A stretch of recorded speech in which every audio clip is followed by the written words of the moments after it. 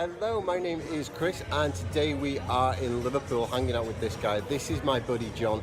You know him as John Lennon from the Beatles, one of the most popular, one of the most successful, one of the most influential bands of all time. But of course it didn't start out that way, and today I want to talk a little bit about what the Beatles can teach us about achieving our goals, whether that's quitting smoking, losing weight, starting a business, getting sober, finding love, whatever it may be. I'm going to talk about that, but I'm not going to talk about it here because it is incredibly noisy. We're outside the world famous Cavern Club. So I'm going to move somewhere a little bit more quiet and let other people have the photo taken with my buddy John.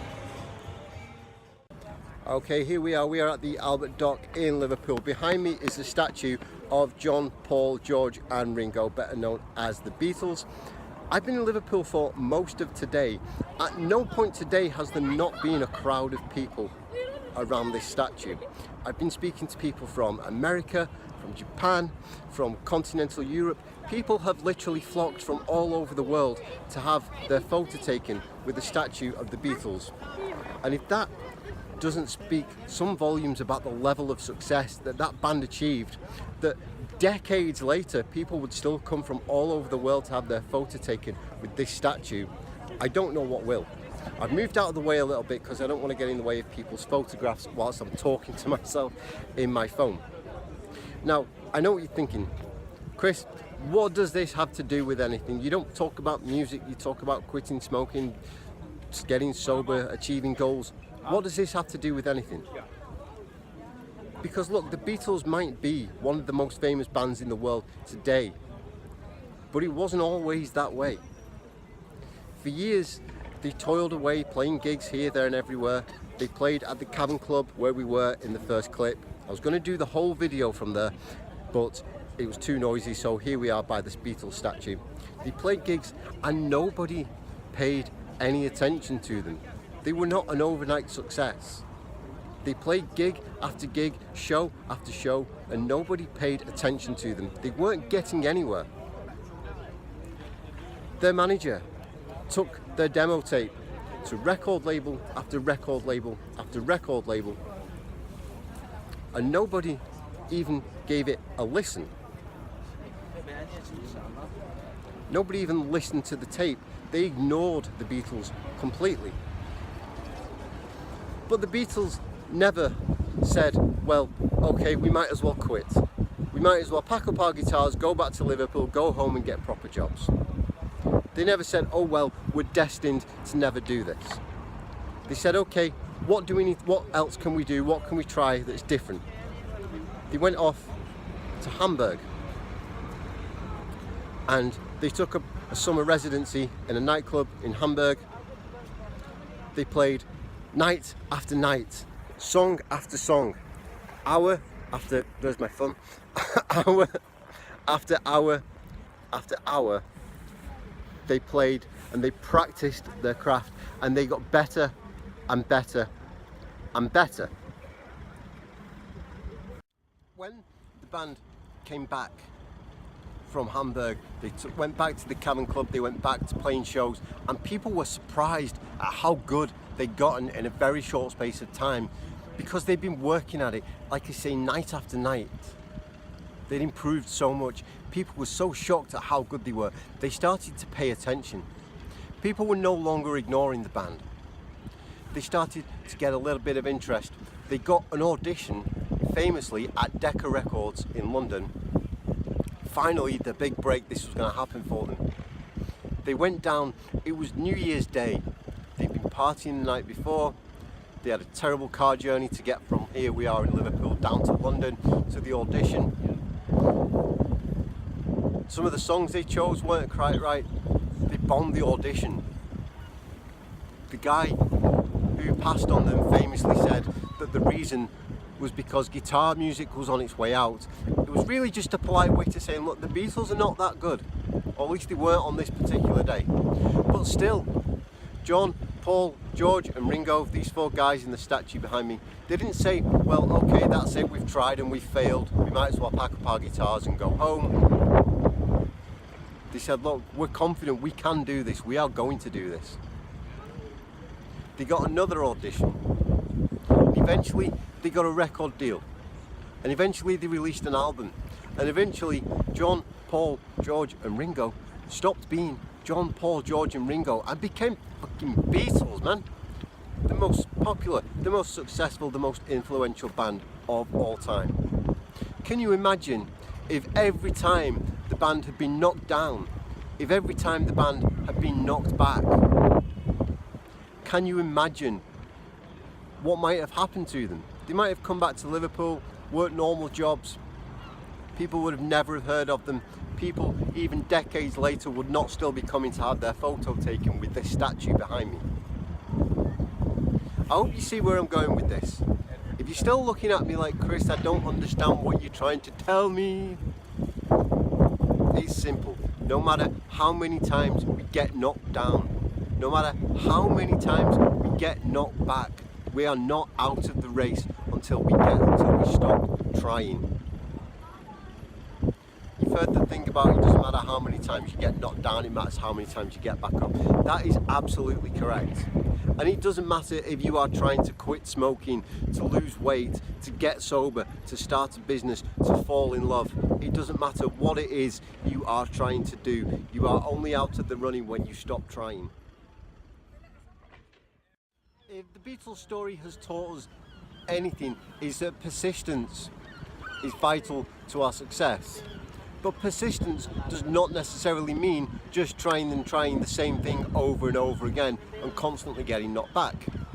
Imagine that what you want is on the opposite side of a wall, whether that's smoke-free living, whether that's lots of money, whether that's your soulmate, whatever it is. Imagine it's on the opposite side of that wall, and you might think originally, well, okay, what I'll do is I'll brush my hair out my eyes so I can see, and then I'll run head on into that wall and I'll just smash right through it. And then you hit the wall and you bounce back and you hurt yourself and okay, that didn't work. Now, you could get up and go, well, okay, I just didn't hit the wall hard enough, so I'll run at it again, and again you get bounced back.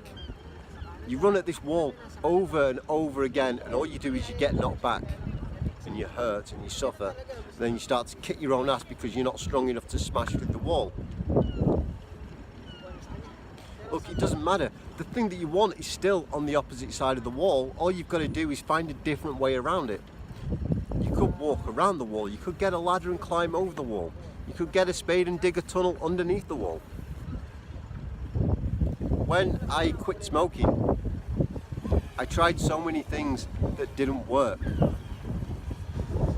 When I finally quit smoking and it was a success, it wasn't because I kept doing the same things that didn't work. It was because I went, okay, well, this didn't work on its own, this didn't work, but these are the parts that did, and I learned from, I don't like to use the word failure because it wasn't a failure. I learned from my unsuccessful attempts. See how I did that? I learned from my unsuccessful attempts, and this time I made a successful attempt. When I started my own business, when I started to become self-employed, I made so many mistakes and I was broke so many times. So I stopped doing the same things and I found a different way around it. I found my Hamburg, my thing that I had to go and do differently in order to become successful at what I wanted to achieve. If you've been knocked back, if you are quitting smoking and you just relapse, you just picked up a cigarette again, doesn't mean you're out of the run, it just means try something different. What did you do this time that didn't work? More importantly, what did you do this time that did work? How can you do more of that and less of the stuff that didn't work? And if none of it works, what's the next thing? Maybe you tried cold turkey and that didn't work. So you tried Champix, or you try patches. Maybe you're trying to lose weight and the diet you were on didn't work, the exercises you were doing didn't work. How can you change your diet? What different exercises can you do? Find your Hamburg. Find the one thing you can do that can make a difference this time. That's what I have to do every day. There are so many things that I still need to change. And if I find that I keep running into walls, rather than hurting myself, I stop and find a different way to do it. When I'm trying to achieve something, no matter whatever it is I'm trying to achieve, and I suffer a setback, I get knocked down, my attempt doesn't work out and I fail, like everyone, I get to the point where I think, well, what's the point? I might as well just give up completely and let things stay the same, because it's too hard, it's too difficult, and I can't do it. I've then got to remind myself that, look, the pain of getting knocked down and getting back up again isn't half as bad as the pain of letting things stay the same forever and ever and ever. I spent most of this year working on weight loss, on health and fitness, because I didn't like the way I looked. I didn't like the fact that none of my clothes fit me. I didn't like the fact that I was out of breath when I just walked up the stairs. And I get so far, and then I might eat too much or not do as much exercise, or I'd get on the scales and realise I hadn't lost as much. And I think, well, what's the point? I might as well just give up. Because if I give up now, things are just going to stay the same. And whatever it is I'm unhappy about in the first place, I'm going to be unhappy about for the rest of my life. So I might as well get back up. I might as well try again. I might as well find that one thing that I can do differently this time to make it happen. Look, nobody's going to build a statue for me in the middle of Liverpool. I mean, I don't think so anyway. But that's not my goal. And it might not be yours. But it doesn't mean that you can't take that same journey, that you can't say, well, okay, this didn't work, but I will find something that did, and I will not give up. Because if I give up now, things are just going to stay the same, and I'm just going to feel terrible forever. As I always say in most videos, if you do try something and it doesn't work out, please put the big stick down. Please do not beat yourself up. The Beatles had to get rejected. The Beatles had to be ignored before they could have people flocking from all over the world. When I quit smoking, I had to fail over and over again until I found something that worked. Think of all the success stories of billionaires who tried business ideas that didn't work out, and eventually they found something that did. Whatever you are going through today, do not give up. And I won't give up either, and we will talk to each other in the comments below, and we will get each other through whatever it is we are going through.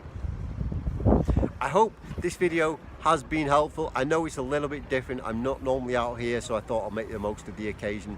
If you have found it helpful, please let me know in the comments whatever it is you are working on, why you're not going to give up, because you're going to make it, I'm going to make it, we will all make it together, because we deserve it, right? I post videos like this, well, not exactly like this, but similar content every single week. If you haven't already, please do subscribe. I do appreciate it. I will see you in the comments, and I will see you next week. Thank you.